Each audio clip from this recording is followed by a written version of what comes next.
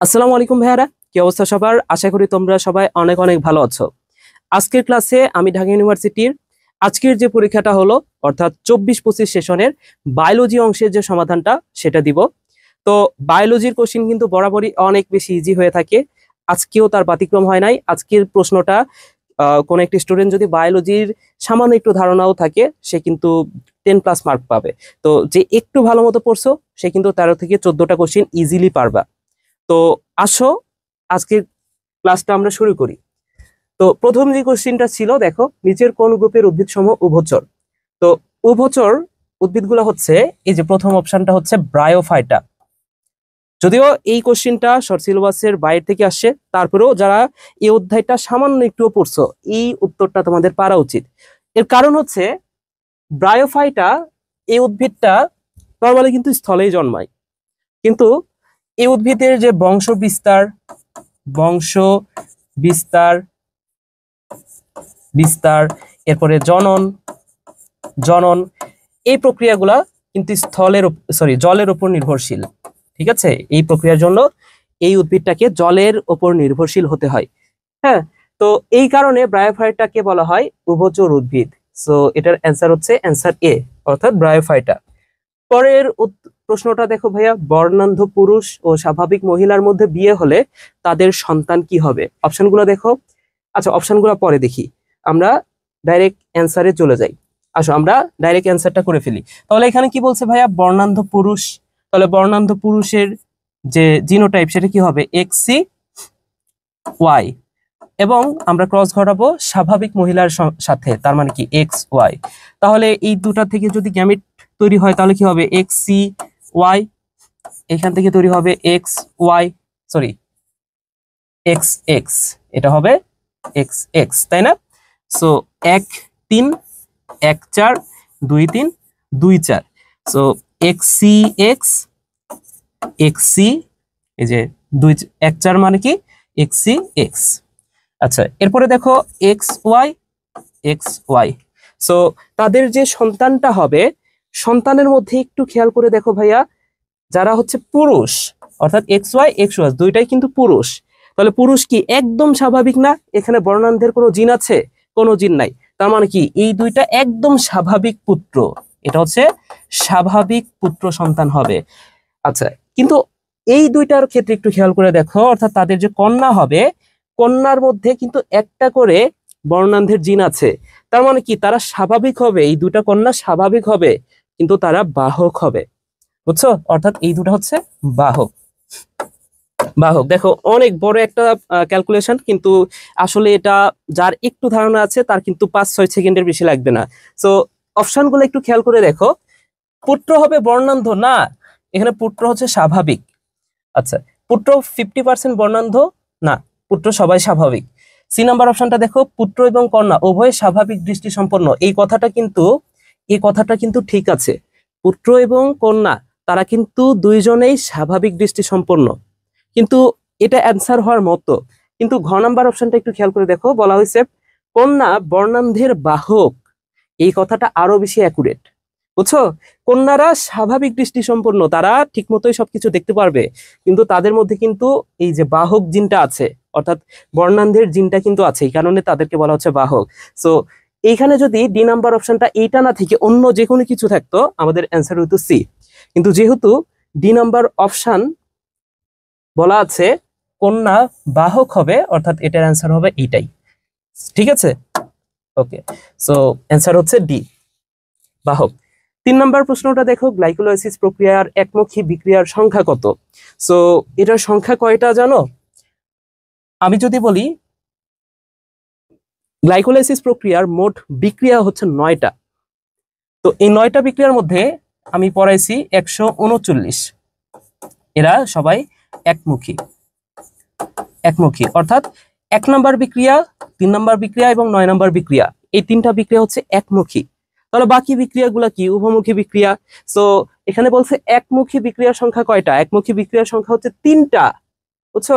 139, এভাবে মনে রাখো, 139 একমুখী, বাকিগুলো উভমুখী। সো 3টা।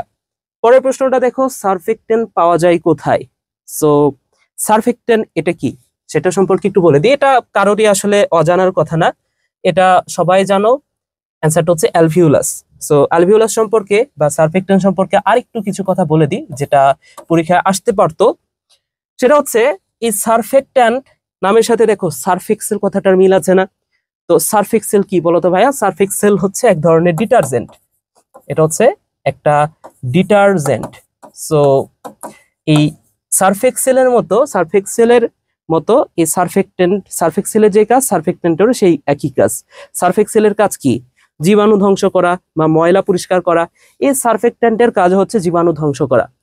এবং এই সারফেক্ট্যান্ট এটা হচ্ছে ডিটারজেন্ট জাতীয় পদার্থ, ডিটারজেন্ট জাতীয় ফসফোলিপিড জাতীয় পদার্থ, ফসফোলিপিড জাতীয় পদার্থ। বুঝতে পারছো? এবং এই সারফেক্ট্যান্ট সম্পর্কে আরেকটা কথা খুবই গুরুত্বপূর্ণ। কত বয়সে এই সারফেক্ট্যান্ট খরিত হয়? সেটা হচ্ছে 23 সপ্তাহ বয়সে। বুঝতে পারছো? 23 সপ্তাহ বয়সে এই সারফেক্ট্যান্ট ক্ষরণ শুরু হয়। এবং সারফেক্ট্যান্ট কোথা থেকে খরিত হয় এটাও জানতে হবে। এটা হচ্ছে অ্যালভিওলার টাইপ 2 কোষ থেকে। তাহলে যে কোনো ধরনের প্রশ্ন আসতে পারতো। তাহলে টাইপ 2 কোষ হতে এই সারফেক্ট্যান্টটা খরিত হয়। বুঝতে পেরেছো? সো তোমাকে প্রশ্নটা যে কোনো ভাবে দিক তোমার কিন্তু অ্যান্সার করতে হবে। পরের প্রশ্নটা দেখো ভাইয়া, পরের প্রশ্নটা বলছে গাঠনিক জিন, প্রমোটার জিন, অপারেটর জিন, রেগুলেটর জিন। তাহলে এই জিনগুলাকে একত্রে বলা হয়, তোমরা যদি অপেরন, এই অপেরনের অংশটুকু পড়ে থাকো প্রথম অধ্যায়ে, বোটানির প্রথম অধ্যায়ে, তাহলে এই প্রশ্নটার অ্যান্সার ইজিলি পারতা। অপেরন এই 4 ধরনের জিন নিয়ে গঠিত। বুঝতে পারছো? আর অপেরন বিষয়টা কি? অপেরন হচ্ছে আদিকোষে জিন প্রকাশের একক। এটা আদিকোষে জিন প্রকাশের একক, জিন প্রকাশের একক। এই কথাটা মনে রাখো ভাইয়া। পরের প্রশ্নটা কি বলছে দেখো, পরের প্রশ্নটা বলছে নিচের কোনটি অমেরুদণ্ড প্রাণীর রেচন অঙ্গ নয়? আচ্ছা, অমেরুদণ্ডী প্রাণী বলতে আমি তেলাপোকার কথা বলতে পারি, বা ওই যে ঘাসফড়িং, এই অধ্যায় থেকে আসলে প্রশ্নটা করা হয়েছে। সো ঘাসফড়িং হচ্ছে একটা অমেরুদণ্ডী প্রাণী। তো এই ঘাসফড়িং এর রেচন অঙ্গ কি কি সেটা যদি আমরা জানি তাহলে আমরা এই প্রশ্নের অ্যান্সার পারবো। সো ঘাসফড়িং এর রেচন অঙ্গ যেগুলা, রেচন অঙ্গ কি কি সেটা আমি একটু বলি। এভাবে পড়তে পারো, যদি এটা নাও পড়ো না তারপরেও এটা পারার কথা। এটা মানে খুবই ইজি একটা কোশ্চেন। তোমরা যদি বৃক্কের ওই অধ্যায়টা পড়ে থাকো এটা এমনিতেই পারবা, ঠিক আছে? বা তুমি যদি জানো মেরুদণ্ডী প্রাণীর রেচন অঙ্গ কোনটা, তাইলে তুমি এই প্রশ্নটা এমনিতেই পারবা। কিন্তু তারপরেও আমি বলে দিই অমেরুদণ্ডী প্রাণীর রেচন অঙ্গগুলা কি কি। এইভাবে পড়তে পারো, মা, মে কি নেই। এভাবে পড়তো, মা মে কি নেই। সো মা মানে হচ্ছে মালপিজিয়ান নালিকা, মালপিজিয়ান নালিকা। মে হচ্ছে মেদপুঞ্জ, কিতে কিউটিকল, নেতে নেফ্রোসাইট, এবং ইতে ইউরেট কোষ। আরেকটা ইতে আরো একটা কথা মনে রাখো, ইউরিকোজ গ্রন্থি। তাহলে ইউরেট কোষ এবং ইউরিকেজ গ্রন্থি, এই কথাটা মনে রাখো। তাহলে এইগুলো হচ্ছে ঘাসফড়িং এর রেচন অঙ্গ। তাহলে এখানে অপশনে কি কি আছে দেখো, মালপিজিয়ান নালিকা, নেফ্রিডিয়া, ইউরেট কোষ। তাহলে এই তিনটা হচ্ছে অমেরুদণ্ডী প্রাণীর রেচন অঙ্গ। তাহলে রেচন অঙ্গ 9 কোনটা? Malpighian body. এটা হচ্ছে মানুষের রেচন অঙ্গ, বা মেরুদণ্ডী প্রাণীর রেচন অঙ্গ হচ্ছে মালপিজিয়ান বডি। এই নামটা একটু খেয়াল করে দেখো, ঠিক আছে? তাহলে তোমাকে যদি বলে মেরুদণ্ডী প্রাণীর রেচন অঙ্গ কোনটা, মালপিজিয়ান বডি। ক্লিয়ার ভাইয়া? ওকে। সো পরের প্রশ্নটা দেখো কি বলছে, কোনটিকে মানবদেহের রবিনহুড বলা হয়? তো এটা অ্যান্সারটাই ফার্স্টে বলে দিই, এটা খুবই কমন একটা প্রশ্ন এবং বইয়ের মধ্যে আছে। হিমোগ্লোবিনকে বলা হয় রবিনহুড অণু। তো একটা গল্প বলি, কেন এই হিমোগ্লোবিনকে রবিনহুড অণু বলা হচ্ছে। তো কোন একটা দেশে একটা ডাকাত ছিল যার নাম হচ্ছে রবিনহুড। তো ডাকাতের নর্মালি কাজ কি বলতো? ডাকাতের কাজ হচ্ছে ডাকাতি করা। কিন্তু এই রবিনহুড, এই ডাকাতটা একটু আনকমন ছিল, একটু অন্যরকম ছিল। এর কারণ হচ্ছে সে ডাকাতি করতো ঠিকই, সে বড় লোকদের যে ধন সম্পদ সেটা হচ্ছে ডাকাতি করত, ডাকাতি করে সে গরিবদের মাঝে বিলাই দিত। বুঝছো, ইন্টারেস্টিং না? সো ডাকাতি মানুষ কেন করে? নিজের জন্য করে, কিন্তু সে কি করত? গরিবদের জন্য করত। তো এই রবিনহুডের সাথে আসলে হিমোগ্লোবিনের সম্পর্ক কি? হিমোগ্লোবিনের সম্পর্ক হচ্ছে, হিমোগ্লোবিন দেখো বাতাস থেকে অক্সিজেনটা নিচ্ছে। তো বাতাস থেকে অক্সিজেনটা নিচ্ছে, সে কিন্তু নিজের জন্য নিচ্ছে না, বা সে নিজের জন্য ক্যারি করতেছে না এই অক্সিজেনটা। সে কিন্তু এই অক্সিজেনটা মানুষের জন্য বা কোষের জন্য, পরবর্তী যে প্রক্রিয়াগুলো মানুষের দেহে ঘটবে বা শ্বসনের জন্য কিন্তু সে এটা সংগ্রহ করতেছে। তো দেখো, বাতাস থেকে সে অক্সিজেনটা ডাকাতি করে কোথায় দিচ্ছে? কোষের মধ্যে দিচ্ছে। এই কারণে এই হিমোগ্লোবিনকে বলা হয় রবিনহুড অণু। বুঝতে পারছো? সো এটার অ্যান্সার হচ্ছে হিমোগ্লোবিন। পরের প্রশ্নটা দেখো ভাইয়া কি বলছে। পরের প্রশ্নটা বলছে, কোন ধরনের প্রাণীর জীবনচক্রে প্রতিপ্রূপান্তর দেখা যায়? তো এটার অ্যান্সারটা হচ্ছে ইউরোকর্ডাটা। ইউরোকর্ডাটার কিছু বৈশিষ্ট্য আমি বলে দিই। ইউরোকর্ডাটাকে বলা হয় আদি করডাটা। এটাকে বলা হয় ভাইয়া আদি করডাটা। কেন আদি করডাটা? কারণ করডাটা পর্বের মধ্যে সবচেয়ে অনুন্নত বৈশিষ্ট্য যারা, তারা হচ্ছে ইউরোকর্ডাটা। বুঝতে পারছো? এর কারণ হচ্ছে, আচ্ছা প্রতিপ্রূপান্তর বিষয়টা কি? এই ইউরোকর্ডাটাই তো আমরা বুঝলাম যে ইউরোকর্ডাটায় প্রতিপ্রূপান্তর দেখা যায়। এখন প্রতিপ্রূপান্তর বিষয়টা কি? প্রতিপ্রূপান্তর বিষয় হচ্ছে উন্নত বৈশিষ্ট্য হারিয়ে উন্নত বৈশিষ্ট্য হারিয়ে অনুন্নত বৈশিষ্ট্য ধারণ করা। অনুন্নত বৈশিষ্ট্য ধারণ করা। বৈশিষ্ট্য ধারণ করা। সো দেখো, ইউরোকর্ডাটাকে বলা হচ্ছে আদি করডাটা। তার মানে কি, যত খারাপ খারাপ বৈশিষ্ট্য সবকিছু এই ইউরোকর্ডাটারই হবে, তাই না? এখন করডাটা পর্বের প্রাণীরা কিন্তু উন্নত। এখন পৃথিবীতে যত প্রাণী আছে তারা প্রত্যেকে কি চাই বলতো? অনুন্নত বৈশিষ্ট্য থেকে উন্নত হতে চাই। কিন্তু ইউরোকর্ডাটা সে উন্নত বৈশিষ্ট্যটা হারিয়ে অনুন্নত বৈশিষ্ট্য ধারণ করে। তার উন্নত বৈশিষ্ট্যটা কি? এই ইউরোকর্ডাটা পর্বের যে প্রাণীগুলো আছে তারা কিন্তু সচল থাকে। জীবনের প্রথম পর্যায়ে লার্ভা দশায় তারা কিন্তু সচল থাকে, কিন্তু তারা যখন একটা পূর্ণাঙ্গ প্রাণীতে পরিণত হয়, পূর্ণাঙ্গ প্রাণীতে পরিণত হওয়ার পরে তারা কিন্তু নিশ্চল হয়ে পড়ে। বুঝছো? তাহলে দেখো, একটা প্রাণী সচল আছে, তুমি কি চাইবা যে তুমি হাঁটা চলা করতে পারতেছো? তুমি কি নিশ্চল হয়ে যেতে চাইবা? চাইবা না। কিন্তু এই প্রাণীটা, এটা একমাত্র প্রাণী যাদের হচ্ছে প্রতিপ্রূপান্তর দেখা যায়। এর কারণ হচ্ছে তারা উন্নত বৈশিষ্ট্যটা হারিয়ে অনুন্নত বৈশিষ্ট্য অর্থাৎ সচল থেকে তারা নিশ্চল হয়ে যায়। বুঝছো? সো কোন ধরনের প্রাণীর জীবনচক্রে প্রতিপ্রূপান্তর দেখা যায়? এটা হচ্ছে ইউরোকর্ডাটা। এখানে আরো একটা কথা বলতে পারতো, কোন ধরনের প্রাণীর জীবনচক্রে রিভার্স পেরিস্টালসিস দেখা যায়? তো রিভার্স পেরিস্টালসিস এটাও ইউরোকর্ডাটা হবে। সো আরো একটা বৈশিষ্ট্য মনে রাখো, ইউরোকর্ডাটায় রিভার্স পেরিস্টালসিস দেখা যায়। পেরিস্টালসিস দেখা যায়। ওকে, পরের প্রশ্নটা দেখো ভাইয়া, ভুট্টাকে খরা প্রতিরোধী উদ্ভিদ হিসেবে তৈরি করতে নিচের কোন জিনটি ব্যবহৃত হয়? তো এটার অপশনগুলো একটু খেয়াল করে দেখো। অপশনগুলোর মধ্যে আছে ক্রিস্টাল এসি, ওকে, আচ্ছা, এরপরে দেখো PhD45, এরপরে ATNHX1 CSPB। তো এর মধ্যে অ্যান্সারটা হচ্ছে ডি, CSPB। ঠিক আছে, এটা ওয়ান কাইন্ড অফ মুখস্থ বিদ্যাও বলা যায়। ভুট্টাকে খরা প্রতিরোধী জাত হিসেবে তৈরি করে কোনটা, কোন জিন? সেটা হচ্ছে CSPB। আর বাকিগুলার কাজ যদি জানো তাইলেও ওই অ্যান্সারটাই পারতা। বুঝতে পারছো? সো বাকিগুলার কাজ কি আমি একটু বলে দিই। এই যে এখানে কি বলছে, খরা প্রতিরোধী, কিন্তু PhD45 এটা খরা প্রতিরোধী না, এটা হচ্ছে লবণাক্ততা প্রতিরোধী। বুঝতে পারছো? সরি, লবণাক্ততা সহনশীল উদ্ভিদ তৈরিতে এটা ব্যবহৃত হয়। তাহলে লবণাক্ততা সহনশীল উদ্ভিদ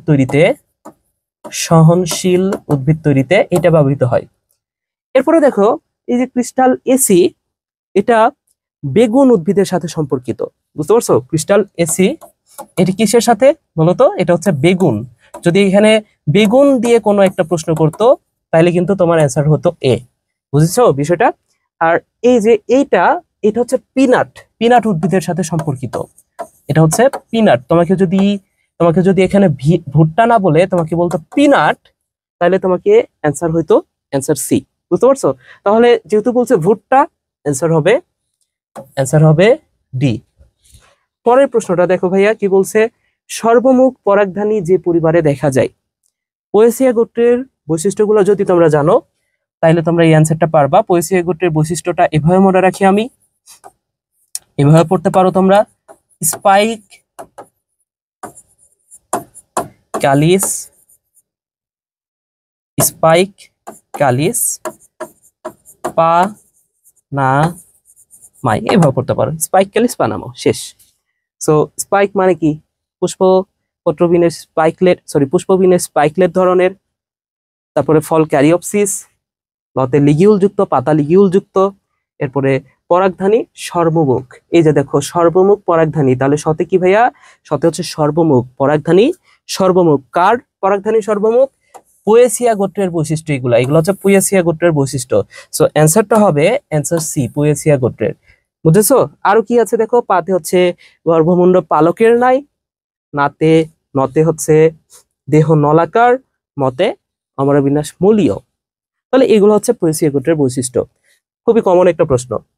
পরের প্রশ্নটা দেখো, বাংলাদেশের জিএমও ফসলটি সরকার অনুমোদিত। কোন জিএমও ফসলটি সরকার অনুমোদন দিয়েছে? সো এটার অ্যান্সারটা হচ্ছে ডাইরেক্ট অ্যান্সার, সেটা হচ্ছে বিটি ব্রিঞ্জাল। তো বিটি ব্রিঞ্জাল এটা হচ্ছে বেগুনের নাম, বুঝতে পারছো? বিটি ব্রিঞ্জাল বা বিটি বেগুন বলা হয় এটাকে, বিটি বেগুন। তো বিতে ব্রিঞ্জাল, বিতে বেগুন, এই কথাটা মনে রাখো। এবং যদি বলা হয় বাংলাদেশের প্রথম জিএমও ফসল কোনটা, প্রথম জিএমও ফসল কিন্তু এই বিটি ব্রিঞ্জাল বা বিটি বেগুন। বুঝতে পারছো ভাইয়া? ওকে। সো পরের প্রশ্নটা দেখো, হেপাটাইটিস নির্ণয়ে কোন পরীক্ষাটি করা হয়? হেপাটাইটিস নির্ণয়ে যে পরীক্ষাটা করা হয় সেটা হচ্ছে HBsAg, hepatitis B surface antigen, hepatitis B surface antigen. তো এখানে সার্গেইজ বলা আছে, অ্যান্সার হচ্ছে এটাই, HB surface antigen, hepatitis B surface antigen. Clear ভাইয়া? ওকে। পরের প্রশ্নটা দেখো, কোনটি রুই মাছের বায়ুথলির সাথে সম্পর্কিত নয়? তো বায়ুথলির সাথে সম্পর্কিত নয়, বায়ুথলিটা আমি একটু দেখাই। এই যে এটা হচ্ছে বায়ুথলি, এটা হচ্ছে রুই মাছের একটা বায়ুথলি। এবং বায়ুথলির এই এই জায়গাটা অন্তঃকরণের সাথে যুক্ত থাকে কিছু অস্থি দ্বারা।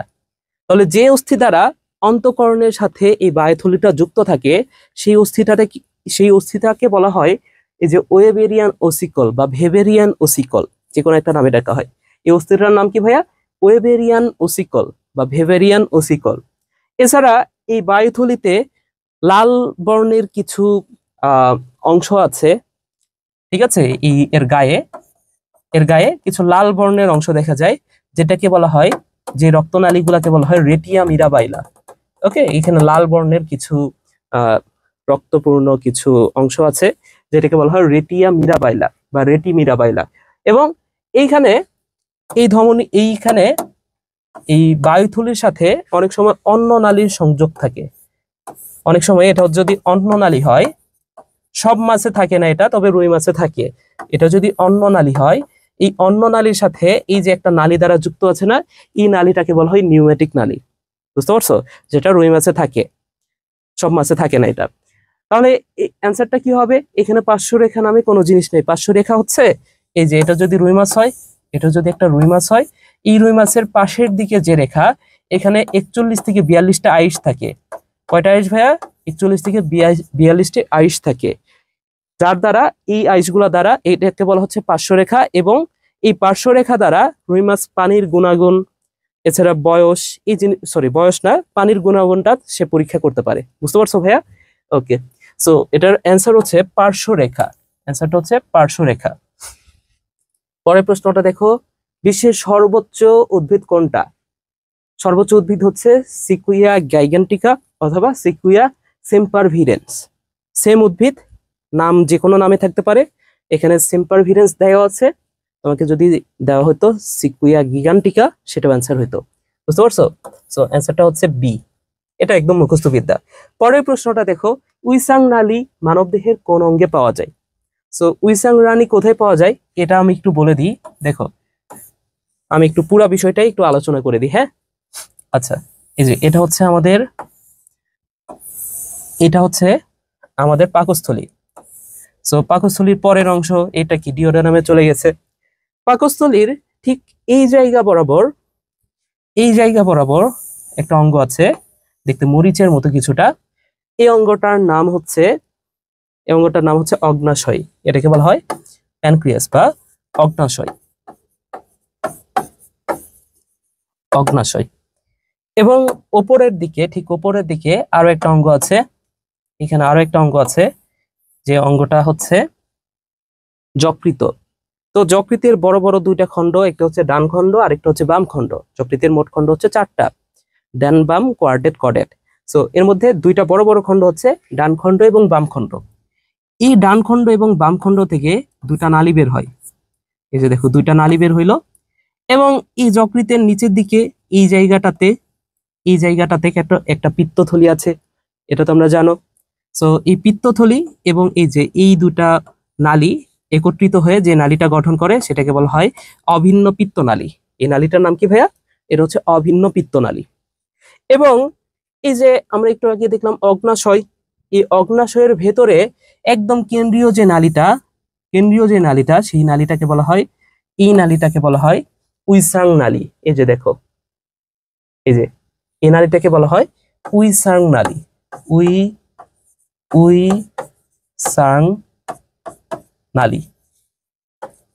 উইসাং নালী।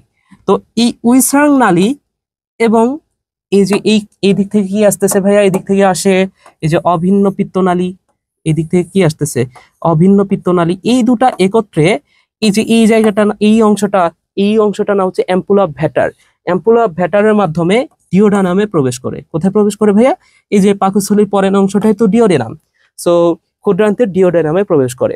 বুঝতে পারছো? তাহলে দেখো তো উইসাং নালী কোথায় আছে ভাইয়া? উইসাং নালী আছে অগ্নাশয়ের মধ্যে। বুঝতে পারছো?